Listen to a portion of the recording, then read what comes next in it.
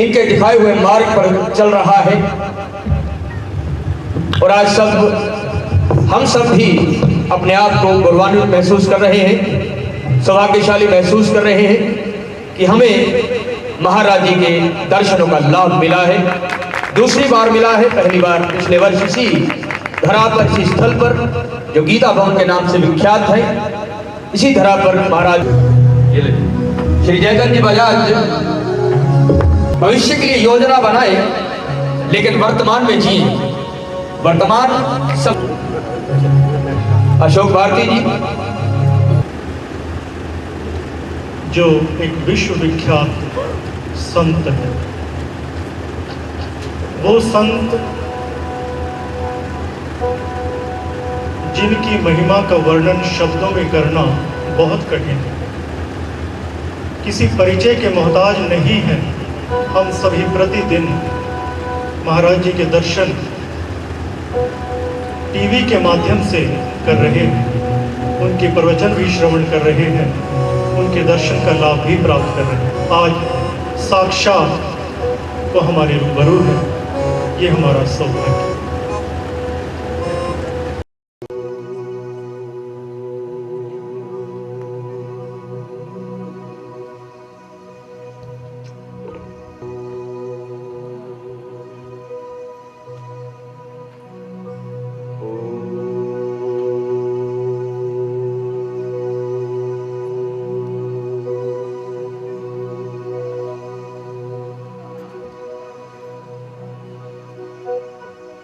सर्वे भवन्तु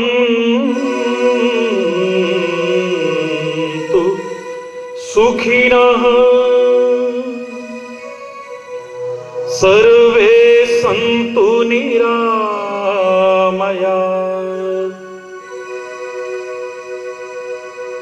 सर्वे भद्राणि पश्यन्तु मा कश्चित् दुःख भाग् भवेत् मा कश्चित् दुःख भाग् भवेत्। ॐ शान्तिः शान्तिः शान्तिः।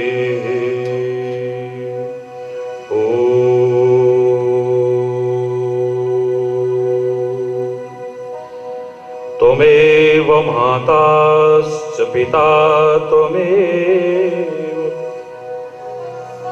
त्वमेव बन्धुश्च सखा त्वमेव विद्या द्रविणं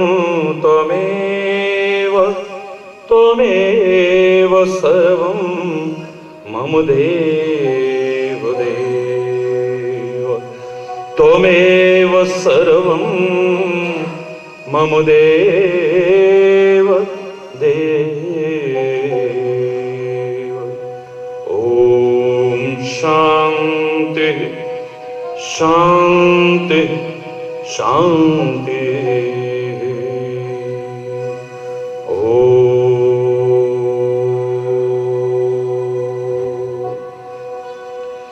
ध्यानमूलं गुरुर्मूर्ति पूजामूलं गुरुपदम्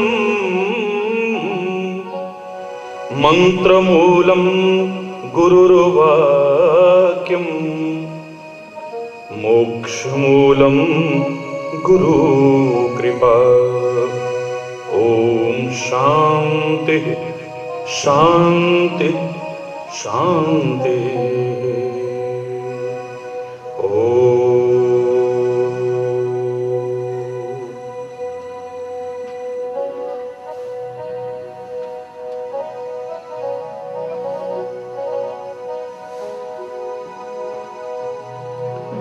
ईश्वर तुम्ही कृपा करो,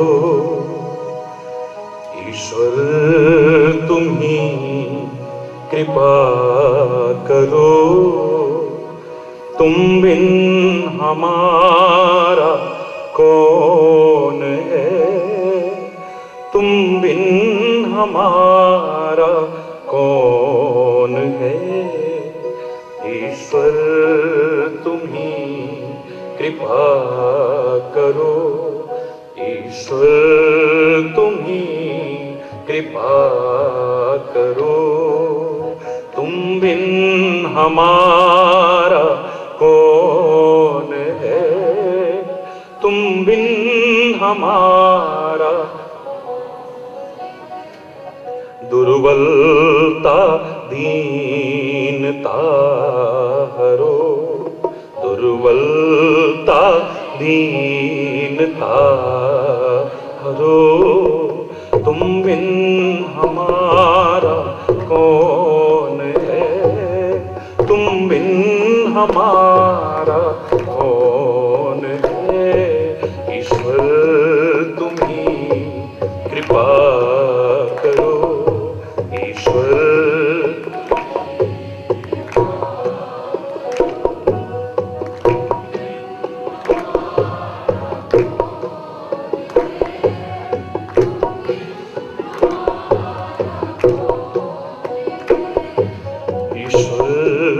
तुम्ही कृपा करो, ईश्वर तुम्ही कृपा करो। माता तू ही पिता, बंधु तू ही सखा।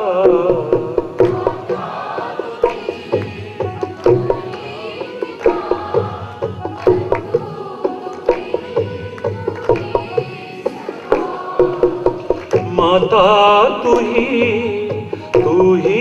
पिता, बंधु तू ही सखा। माता तू ही पिता, बंधु तू ही सखा। केवल तुम्हारा आसरा, केवल तुम्हारा। तुम बिन हमारा कौन है, तुम बिन हमारा कौन है। ईश्वर तुम्ही कृपा करो, ईश्वर तुम्ही कृपा करो। जग को रचाने वाला तू, बिगड़ी बनाने वाला तू। जग को रचाने वाला तू, बिगड़ी बनाने वाला तू। दुख को मिटाने वाला तू, दुख को मिटाने वाला तू। तुम बिन हमारा कौन है, तुम बिन हमारा कौन है। ईश्वर तुम्ही कृपा करो, ईश्वर तुम्ही कृपा करो। तुम बिन हमारा कौन है, तुम बिन हमारा कौन है। ईश्वर तुम्ही कृपा करो, ईश्वर तुम्ही कृपा करो। जाए तो जाए हम किधर, कुछ भी नहीं आता नजर। जाए तो जाए हम किधर, कुछ भी नहीं आता नजर। जाए तो जाए हम किधर, कुछ भी नहीं आता नजर। जाए तो जाए हम किधर, कुछ भी। जब कुछ नजर ना आए, दृग्भ्रमित हो जाओ, तब तेरी शरण को छोड़ शरण को छोड़कर तुम बिन हमारा कौन है, तुम बिन हमारा कौन है। ईश्वर तुम ही कृपा करो, ईश्वर तुम ही कृपा करो, कृपा करो, कृपा करो।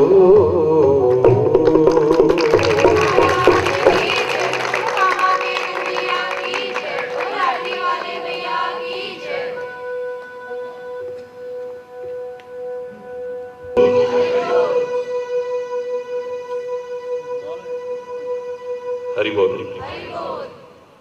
और जोर से।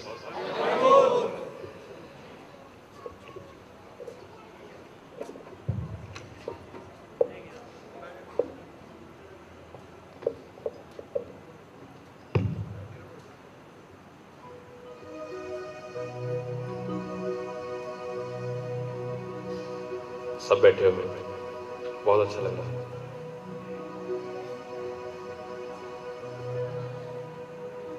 लेकिन गहराई से कभी देखोगे तो यही नहीं, समाज में आपको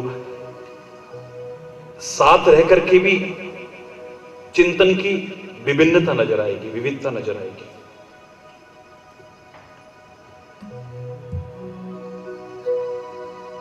काश मिले सुर मेरा तुम्हारा, और ये सुर बने हमारा, तो मजा ही कुछ और आ जाए। जो चिंतन, जो विचारों का प्रवाह मेरे मनीषियों ने, मेरे ऋषि मुनियों ने, मेरे ग्रंथों ने, मेरे वेद पुराणों ने दिया है, वर्तमान के अनेक संत महापुरुष जो दिव्य और महान संदेश दे रहे हैं,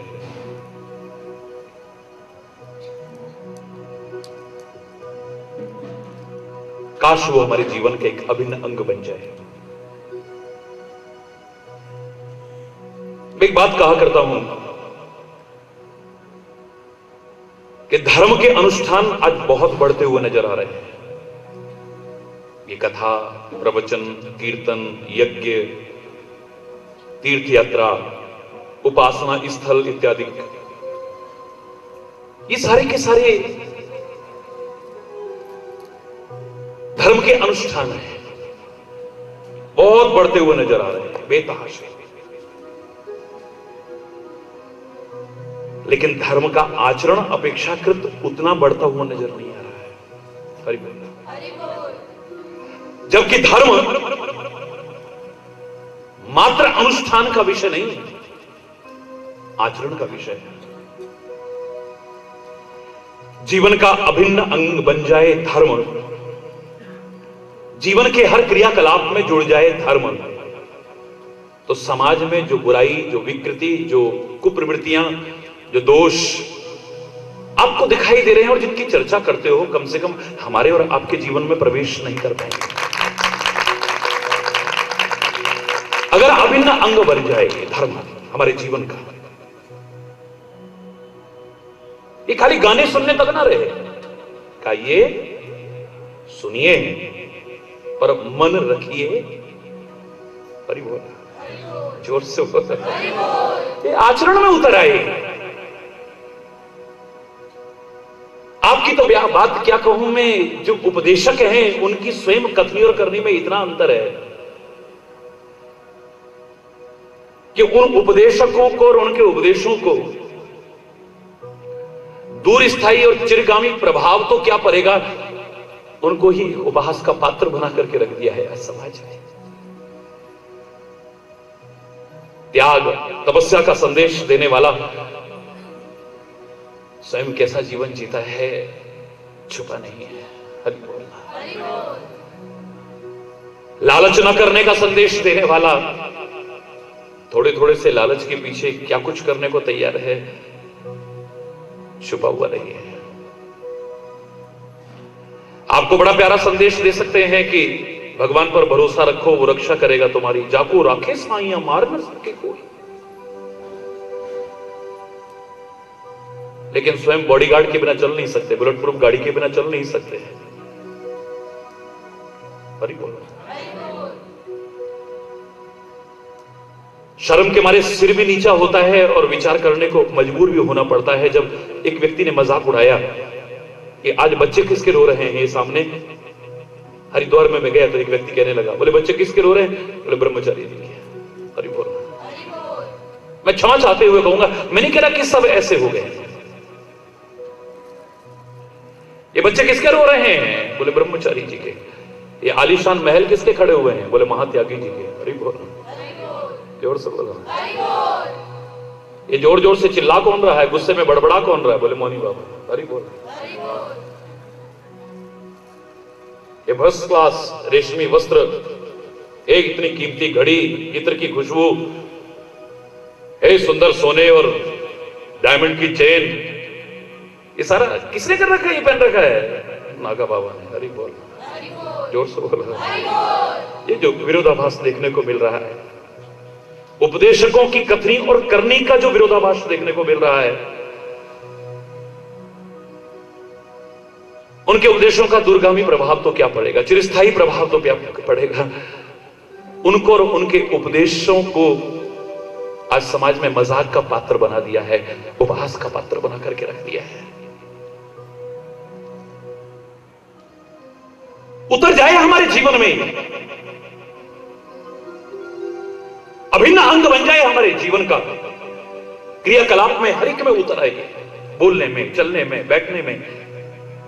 इस धर्म को, इस अध्यात्म को खाली मंदिर तक, मस्जिद तक, गुरुद्वारे तक, चर्च तक या सत्संग तक सीमित मत रखना। मार्ग में चल रहे हो तो धर्म और प्रभु हमारे साथ रहे। ऑफिस में बैठे हो तो वहां भी धर्म और प्रभु का साथ हमारे साथ रहे। किसी से वार्तालाप कर रहे हो, व्यवहार कर रहे हो, लेन देन कर रहे हो, संबंध बना रहे हो, अगर धर्म और परमात्मा का साथ वहां पर भी रहा तो जीवन में कहीं भी न पश्चाताप होगा, न गिनानी होगी, न शर्मिंदगी होगी, और कम से कम बुराइयां और विकृतियां तो हमारे जीवन में प्रवेश नहीं कर पाएंगी। उनके जीवन में अंतर आए, परिवर्तन आए, दिशा दिखाने वाले ही जब दिग्भ्रमित हो जाएंगे,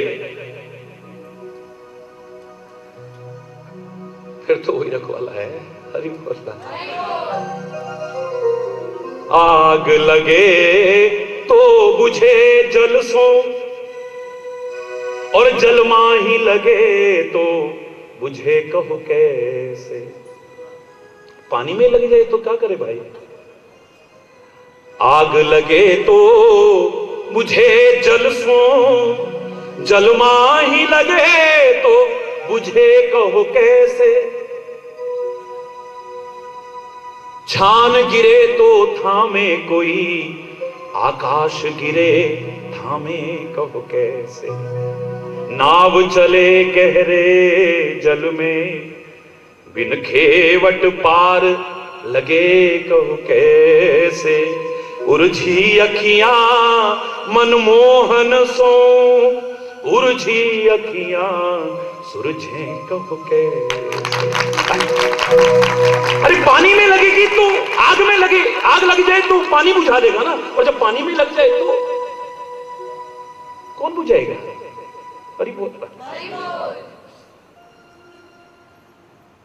यहां से स्वर अच्छा आए और उस स्वर के साथ तुम्हारा स्वर मिल जाए, एक स्वर हो जाए। सत्संग में आने का लाभ, गुरु की शरण में आने का लाभ, परमात्मा के स्मरण का लाभ, धर्म के और परमात्मा के संग का लाभ तभी है जो चिंतन उनका है वो चिंतन हमारा हो जाए, जो सोच उनकी है वो सोच हमारी हो जाए, जो जीवन में कर्मों का उच्चता और दिव्यता उनकी है वो हमारी हो जाए, तब जीवन का आनंद है। संत के संग का, सत्संग का प्रभाव आपके जीवन में देखने को मिल रहा है या नहीं, ये यहीं से नजर आएगा कि आप भी संत बने हो या नहीं। एक खाली मैं बोल जाऊं आप सुन लो, कुछ लाभ है, विशेष लाभ नहीं है। लाभ सारी जिंदगी निकल गई, ना अभी खान पान सुधरा, न सोच सुधरी, न चिंतन सुधरा, न बोली सुधरी, न व्यवहार सुधरा, न लेन देन सुधरा, हरि बोल तो अधूरा है। खाली सत्य की चर्चा ना हो यहां पर, खाली सत्य का श्रवण ना हो यहां पर, सत्य का संग हो जाए हमारे जीवन के आचरण में, तब सत्संग की पूर्णा होती है, तब पूर्ण होती है।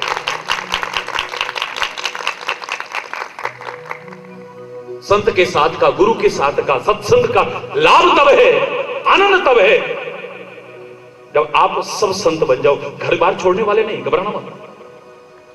घर बार छोड़ने वाले नहीं, जटा बढ़ाने वाले या सिर मुड़ाने वाले नहीं, ये कथा प्रवचन करने वाले भी नहीं, ये भगवे या श्वेत या विभिन्न रंगों के ये चोले पहनने वाले भी नहीं, विभिन्न प्रकार के चिन्ह इत्यादि धारण करने वाले भी नहीं। जिसके जीवन में संतता आ जाए, जिसके जीवन में दिव्यता आ जाए, जिसके जीवन में महानता आ जाए, जिसके जीवन में पवित्रता आ जाए, जिसके जीवन का चिंतन उच्चता की ओर बढ़ने लग जाए, जिसमें क्षमा, कृपा, करुणा, उदारता, परोपकार, सुहृदता आ जाए, समझो वो सच्चा संत बन गया है। चाहे उस वेश में है तो, चाहे इस वेश में है, चाहे इस वेश में भी हो, ये ना हो तो संत कहलाने का अधिकार नहीं। यहां पर वो आए और फिर आपके जीवन में उतरे, तब मजा है। हम एक जगह पर बैठे हैं लेकिन हमारा चिंतन एक नहीं, लगता है एक जैसा। मैं क्षमा चाहते हुए कहूंगा, खरबूजे की फांकों की तरह भी होता ना, खरबूजे को देख के खरबूजा रंग पलटने वाले बात को नहीं, ऊपर से चाहे फांकें अलग अलग आती नजर, नो प्रॉब्लम, लेकिन कोई भी खोल के देखता तो अंदर से तो हम कम से कम एक होते ना। दिल खोल के देख लेना, किसी को उंगली उठाने की आवश्यकता नहीं है, स्वयं अपनी गिरबान में झांक के देख लेना, क्या परिवार में तुम अंदर से एक हो? क्या संगठन में तुम अंदर से एक हो? समाज में तुम एक हो? अगर एक हो तो तुम नमन क्या करोगे? हरि चैतन्य तुम्हें नमन करने को तैयार है। तुम क्या नमन करोगे मुझे? हरि चैतन्य तुम्हारे चरणों में प्रणाम करने को तैयार है, लेकिन नहीं है ऐसा। आजकल सबसे मशहूर, सर्वप्रिय और सबसे अच्छा फल कौन सा चल रहा है आजकल? जोर से बोलो भैया, ऐसा बस सारे एक ही फल बता रहे हैं। चलो आम पे ले लेते हैं। आम के पेड़ पर बैठा हुआ है एक गिद्ध, बैठा हुआ है। आम के पेड़ पर एक कौवा बैठा हुआ है। आम के पेड़ पर ही एक कबूतर बैठा हुआ है, और आम के पेड़ पर ही एक तोता बैठा हुआ है। सच बोलना, आम की मिठास, आम का आनंद चारों लेंगे? सच बोलो। वो बैठे हैं साथ, एक ही वृक्ष पर, चाहे एक शाखा पर भी बैठे हो, लेकिन एक की दृष्टि बहुत दूर तक देख रही है, कोई मुर्दा कहीं पड़ा हुआ है कि नहीं। वो गिद्ध दृष्टि है।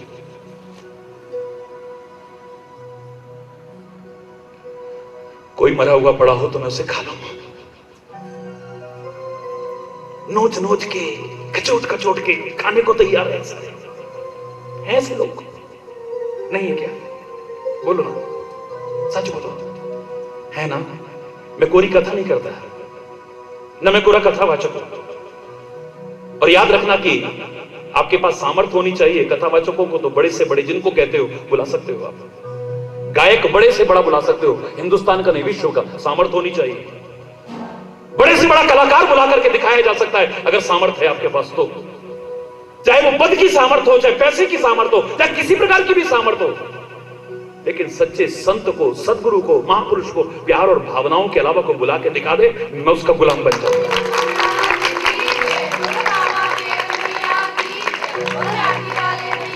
अभी तक तो दुनिया में मुझे कोई ऐसा पैदा हुआ नजर नहीं आया जो सच्चे भक्त को, सच्चे संत को, सच्चे सदगुरु को, सच्चे महापुरुष को इसके बल पर ला के दिखा दे ना।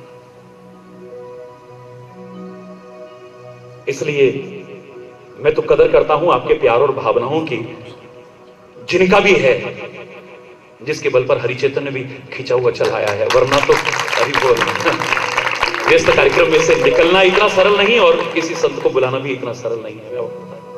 सरलतम संत को बुलाना इतना सरल नहीं है। बड़े से बड़े विद्वान को बुलाना सरल, बड़े से बड़े पंडित को बुलाना सरल है, बड़े से बड़े कथावाचक को, बड़े से बड़े गायक और कलाकार को बुलाना सरल है, लेकिन एक संत को बिना प्यार, भावना और श्रद्धा के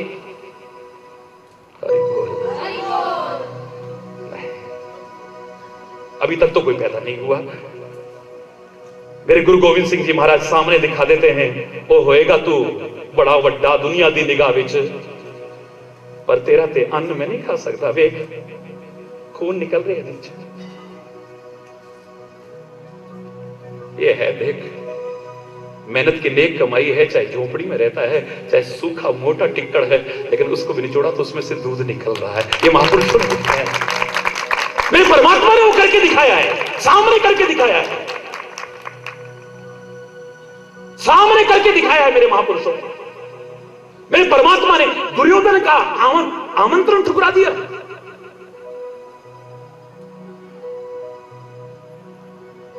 भगवान किसी के निमंत्रण को ठुकराएंगे? वो मेरा बच्चा कितना बढ़िया बोल रहा था मेरा भाई, फिर कहते श्याम सुंदर आंदा नहीं है। तो प्यार और भावनाओं से बुला करके तो देखो, नंगे पैर नहाए तब कहते हैं। अरे बोल, अरे जोर से बोलो जरा।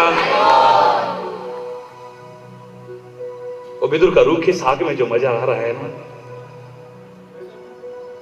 अलूने साग में जो मजा आ रहा है,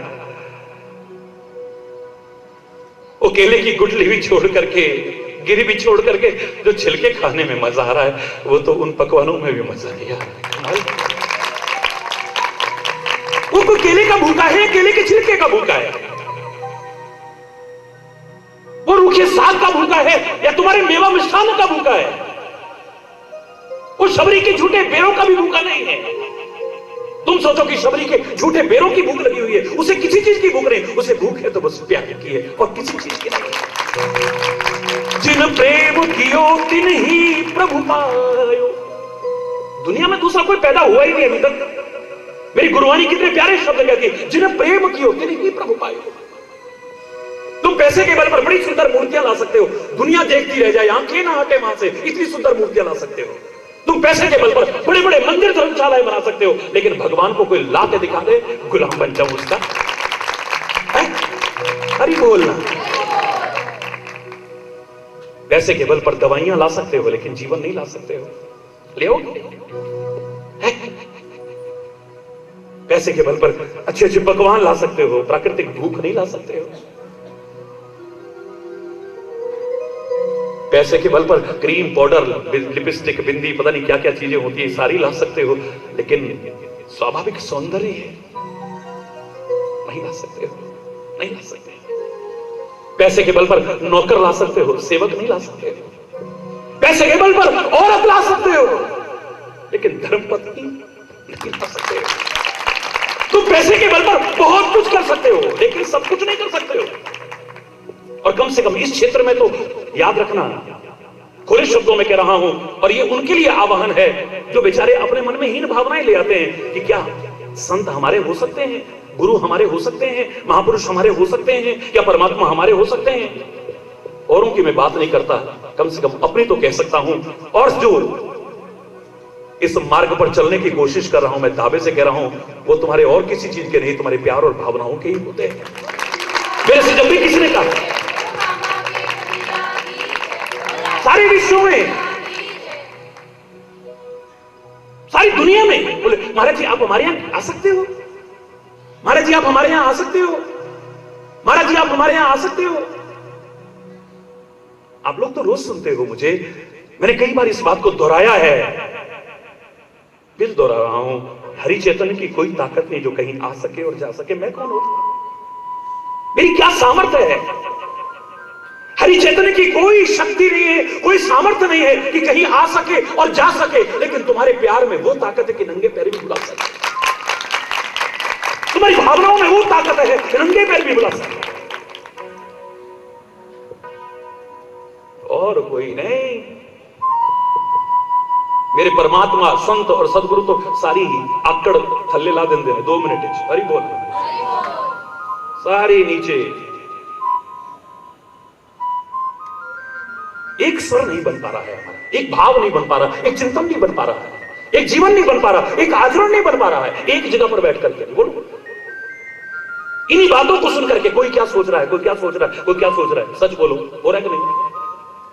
महाराज जी ऐसा क्यों कह रहे हैं, महाराज जी ऐसा क्यों कह रहे हैं, महाराज जी सबके मन में अलग अलग आ रहा होगा। हरि बोल। ये तो देख रहा होगा कि कहां पर कोई मरा हो और उसको खींचो में, उसी वृक्ष पर, आम के वृक्ष पर बैठा हुआ है, पके पके बड़े सुंदर आम लगे हुए हैं, क्या महक आ रही है उसमें से। आम का और राम का कम से कम हिंदुस्तान में कौन दीवाना नहीं होगा। हरि बोल। हरि बोल। पके पके बड़े सुंदर आम हैं, बड़े मीठे मीठे आम हैं, लेकिन बिल्कुल वहीं बैठा हुआ गिद्ध, बड़ी दूरदृष्टि है इसकी, बहुत दूर तक देख लेता है, हजारों हजारों किलोमीटर दूर तक इसको नजर आ जाएगा अगर कहीं मरा होगा कुछ। बहुत दूरदृष्टि है, बहुत दूरदृष्टि है, पक्का इरादा है। हरि बोल। छोड़ से बोलो। और दूर तक की देखते हैं, लेकिन क्या देखते हैं कि कहां से खचोड़ सके, किसको खचोड़ सके, कहां से निकाल सके, वहां तो नजर चली जाएगी। कबूतर वहां बैठा हुआ है, लेकिन उसको आम का आनंद नहीं आएगा, आम की तरफ ध्यान भी नहीं जाएगा। हरि बोल। उसको तो अगर कोई 4 दाने ला देना बस उसी पर, हरि बोल, उसी में मस्त है वो, आम का मजा नहीं ले सकता है। जरा कोई जाने डाल दे, पर चाहे फिर जाल में भी को फंसा ले, चाहे पकड़ ले, लेकिन उसी में वो मारेगा। कौवा उसी पेड़ पर बैठा हुआ है, लेकिन उसका ध्यान गंदगी पर होगा, आम पर नहीं होगा। देख लेना कब कौवे की दृष्टि गंदगी पर होगी, कहां गंदगी है उसमें मुंह मारेगा। तुलसीदास तो खुले शब्दों में कहते रामायण में, वायस पल हई अति अनुरागा, हो ही निरामिष कबहू की कागा। कौवे को आप खीर खिला खिला के पाल लो, आम का अमरस बना करके या मैंगो शेक बना बना करके खूब पिला पिला करके पाल लो, लेकिन जहां गंदगी मिलेगी उसी में मुंह मारेगा वो, बस उसको वही आनंद आएगा। एक तोता है, खाता नहीं है, खाता नहीं है। दुनिया को पता है कि जिस आम को तोते ने मुंह लगा दिया है ना, चोंच भी लगा दी है, वो मीठा है, इससे खा लो आनंद आ जाए। कुछ चख लेता है खाली, अपने लिए नहीं, तुम्हारे लिए, तुम्हें चख करके बताए क्या मीठा है। यही संत करते हैं, यही महापुरुष करते हैं। इतनी बड़ी भागवत की कथा आई, सुखदेव नाम रखा गया, सुख माने भी तोता होता है। बोले इतने ग्रंथों में भागवत का आनंद क्यों आता है? बोले इसलिए आता है क्योंकि शुक ने चोंच मार के देखा है, बहुत मीठी है। ये दुनिया की मिठास तो हो सकता है डायबिटिक लोग ना इस्तेमाल कर सके, जिनको शुगर हो रही है वो इस्तेमाल ना कर सके। हो सकता है तुम्हें और ज्यादा तुम्हारी शुगर लेवल बढ़ जाए, डायबिटीज बढ़ जाए, लेकिन ये मिठास तो लेकर के जिंदगी में भी मिठास घुल जाएगी। कभी देखो आप एक जगह पर, एक जगह पर, लेकिन भाव सबका अलग अलग है, सबका अलग अलग है। क्यों? राम जी अलग अलग नहीं है, राम जी अलग अलग नहीं है, लेकिन कहते हैं कि जब धनुष यज्ञशाला में पहुंचे हैं जनकपुर में, कोई कहता है कितने प्यारे बच्चे हैं, देखो कितने प्यारे, कितने सुकुमार, कितने कोमल कोमल, हाय देख करके कितने प्यारे लग रहे। मन करता है कि आंखें हटाओ ना, भाग भाग करके उनके स्वरूप माधुरी का आनंद ले रहे हैं। दूसरा कहता है नहीं, हमें तो अपने प्यारे बच्चों जैसे नजर आ रहे हैं, अपने ममत्व भाव उमड़ रहा है, अपनत्व भाव उमड़ रहा है। ये तो बेगाने लगते ही नहीं है।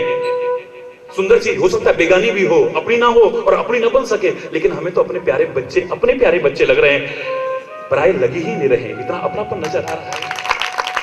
ये कहते नहीं, हमें तो सगे संबंधी नजर आ रहे हैं। भक्तन इष्ट देव समत्राता, भक्तों को अपने इष्ट देव के समान रक्षा करने वाले नजर आ रहे हैं। योगिन परम तत्वों में भागा, योगियों को परम तत्व स्वरूप दिखाई दे रहे हैं। इन इनसे बड़ा कोई तत्व और नहीं है। यही तो है सारे जीवन का सार। ये जो सामने राम दिख रहा है, ये मानव रूप में दिख रहा है, लेकिन ये मानव नहीं है। अरे दिखने में छोटे हैं लेकिन छोटे नहीं, इनसे बड़ा तो दुनिया में कोई और हो ही नहीं सकता है। जो दिखने में छोटा हो उसे छोटा मत समझो।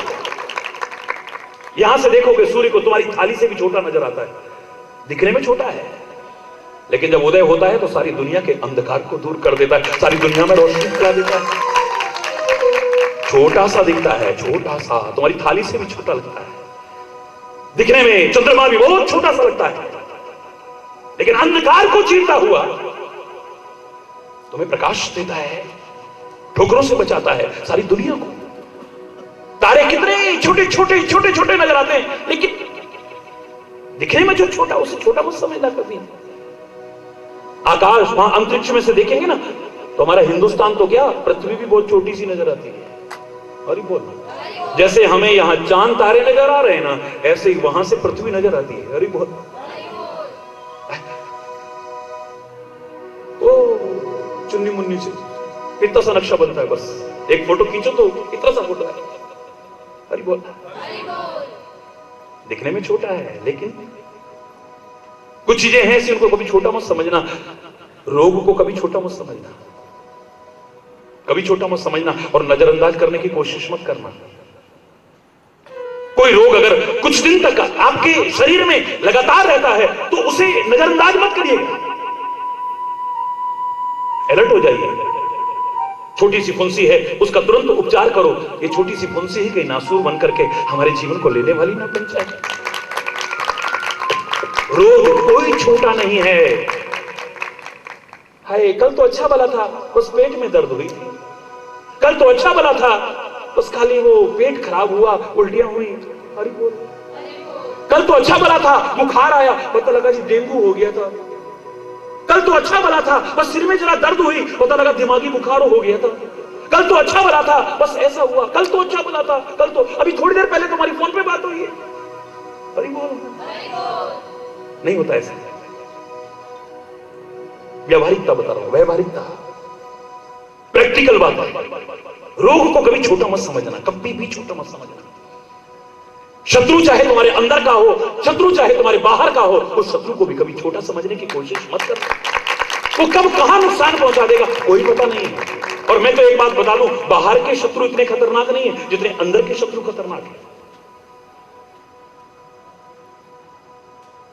शायद इसीलिए बचपन में हमको सिखाया जाता था, हमको मन की शक्ति देना, मन विजय करे हो,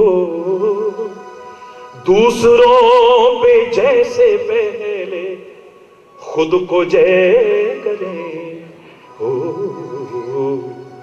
हमको मन की शक्ति दे